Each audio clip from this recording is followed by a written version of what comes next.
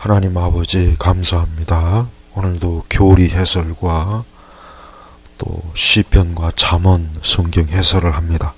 우리에게 하나님을 사랑하고 또 하나님을 영화롭게 하며 또 우리 자신의 믿음과 또 거룩한 성화를 위해서 열심히 또 교리와 말씀을 배우게 하소서. 이 시간도 주의 성령이 함께 해주시옵고 우리를 인도하소서. 예수님의 이름으로 기도합니다. 아멘. 자, 웨스터민스터 대여리문답 신앙 교육서 제6과 생명언약 또는 은혜언약. 자, 오늘은 이제 7번째, 우리가 아담으로부터 제약된 본성을 유전받는다는 말하는 것은 정확한 표현인가. 자, 우리는 성경에서 굉장히 중요한 교리가 뭐냐면, 인간은 아담으로부터 죄를 물려받습니다. 죄성, 원죄를 물려받죠. 원죄.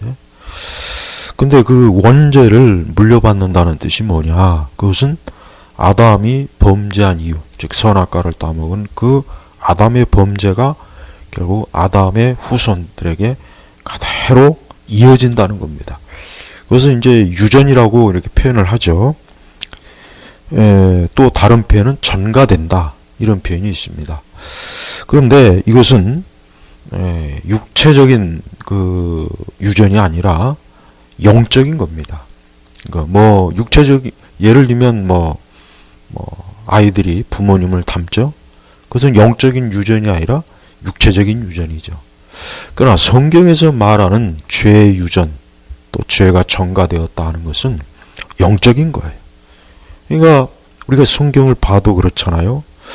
그 하나님의 사람 다윗이지만 그 다윗의 그 자식들을 보면은 압살롬도 있고 아주 참 그 하나님 앞에 하나님을 믿지 않는 불경건한 아들들도 여럿이 있습니다. 또 성경에 보면은 그래요. 경건한 아버지 밑에 불신앙의 자녀가 나오고, 또 불신앙의 또 불신앙의 그 부모이지만 경건한 또 자녀들이 나오고. 이것은 뭐냐면, 우리가 이 죄악된 본성은 육적인, 즉 혈통, 살과 피, 이로 인해서 유전되는 것이 아니라 영적인 것이다. 이게 영적으로 유전되는 겁니다. 그래서 우리가 왜 성경에서, 우리 기독교에서 인간이 죄인이다, 죄성이 있다, 원죄가 있다, 이게 다 영적인 거예요. 만약에 이게 영적인 것이 아니고 육신의 혈통이라면은 거듭난 부모에게서는 거듭난 자녀가 나오겠죠. 또 불경건한 부모 밑에서는 불경건한 또 자녀만 나오겠죠. 그러나 영적인 것이기 때문에 부모가 불경건해도 자식은 또 물과 성령으로 거듭나서 하나님의 자녀가 될 수 있고, 또 부모는 경건해도 저 자녀가 여전히 거듭나지 못해서 그 죄 가운데 빠질 수 있는 것입니다. 그래서 이 땅에서 태어나는 모든 사람은 이미 벌써 그 어머니의 태 속에서 아담의 그 죄성을 그대로 가지고 이 땅에 태어나는 거예요. 그래서 우리가 이 죄악된 본성은 아담의 후손으로부터 결국은 자연적 출생을 통해 우리에게 영적으로 유전이 된다, 옮겨온다, 이렇게 되는 것입니다. 그래서 예수님은 니고데모에게 거듭나야 된다 그랬죠.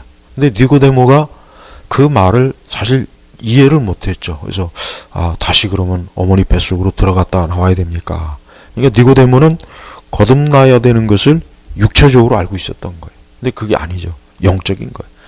그러니까 아담의 그 죄가 인간에게 유전되고 전가되는 것도 영적이지만 거듭나고 중생하는 것도 영적이라는 걸, 요게 가장 핵심입니다. 이게 기독교의 모든 그 성경 전체의 교리에 가장 중요한 겁니다. 만약에 이것을 부정한다면 그 이후에 뭐 나머지는 볼 게 없어요. 뭐 복음도 그렇고 모든 게 다 그냥 무너지는 거죠.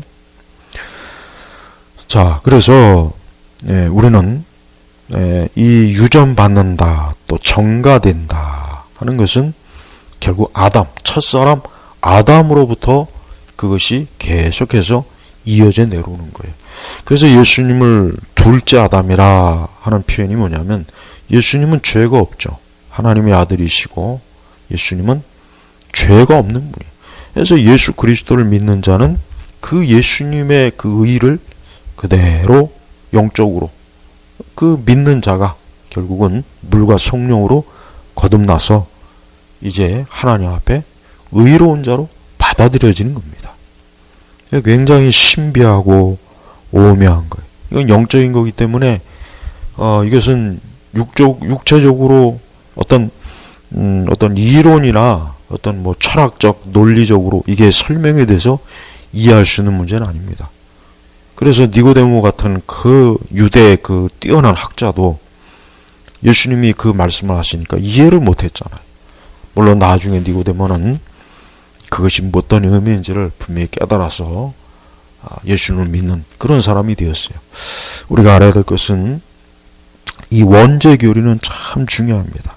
근데 이 원죄 교리는 사실 오랜 동안 좀 논쟁이 많았죠.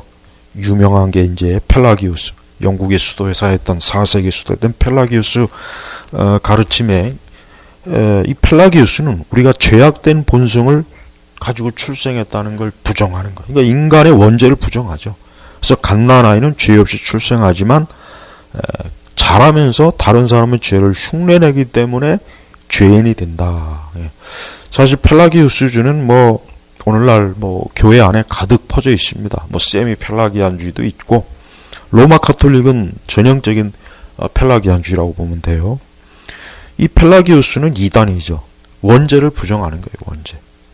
근데 안타깝지만요, 오늘 우리 시대 기독교는 거의 대부분이 다 펠라기우스예요. 펠라기우스가 뭔지도 모르지만 펠라기우스의 가르침을 그대로 교회 안에서, 즉 인간의 또 원죄를 가르치잖아요. 원죄, 인간의 죄성. 오히려 이 세상의 심리 철학의 영향을 받아서 인간은 선하다. 근데 선한데 환경이 잘못된 것이다. 환경의 영향을 받는다. 아주 교묘하게, 또 설령 복음주의라 할지라도 인간의 죄성, 원죄를 그렇게 강조하지가 않습니다.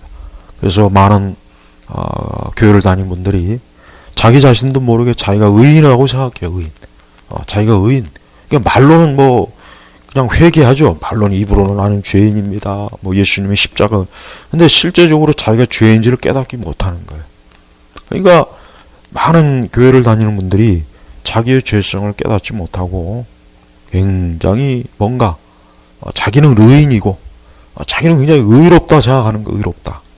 그러니까 예수님의 십자가의 은혜, 그거를 깊이 인식을 못하는 거죠. 그러니까 남을 막 정죄하고 다른 사람을 손가락질하고 비웃고, 사실 그래요. 왜? 우리 자신이 철저하게 죄인이라는 걸 깨닫는다면 우리는 다른 사람의 죄에 대해서 그렇게 쉽게 말을 못합니다. 왜? 내가 죄인인데 다른 사람의 죄에 대해서 죄를 조롱하고 비웃고 정죄할 수 있습니까? 그러니까 바리새인들이 그랬지 않습니까? 어거스틴은 이제 이 원죄 교리를 아주 정말 수호하는데 지대한功로가 있습니다. 여기서 이제 로마 카톨릭은 어거스틴의 좀 잘못된 가르침에 영향을 많이 받았고, 우리 개신교 종교 개혁자들은 어거스틴이 바르게 가르침, 특별히 원죄 교리. 어거스틴은 평생을 펠라기우스주의를 아주 단호하게 비판하고 그것이 얼마나 잘못된 오류가 있는지를 그는 아주 철저하게 파헤쳤습니다. 그래서 이 성경의 원죄 교리를 명확하게 참 후대 교회의 유산으로, 교리적 유산으로 잘 남겨주었죠. 그래서 어거스틴이 위대한 겁니다. 물론 어거스틴이 많은 면에서 좀 오류도 있어요. 근데 우리가 알아야 될 것은 어거스틴의 그 시대는 아직 신학이 그렇게 정교하게 체계적으로 다듬어진 시대가 아니에요. 그러니까 이미 그 전에 교부를 통해서 이 교부 시대란 말이에요. 교부 시대. 속사도를 거쳐 교부 시대.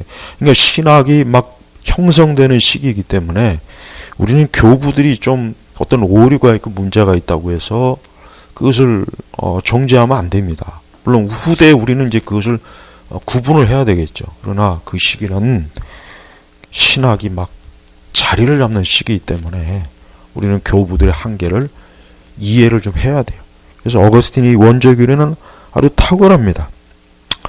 그래서 이제 중세 시대 들어가면 이제 이 펠라기우스주의가 거의 세미 반 펠라기우스 수정돼서 교회 또 그 교회는 로마 카톨릭이에요.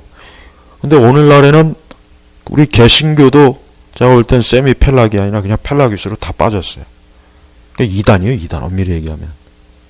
말로는 아니라고 하겠죠. 신학적으로야 펠라기우스가 뭔지 다 알죠. 그러나 실제적으로 교회 현장에서 보면은 인간의 죄성이 있다.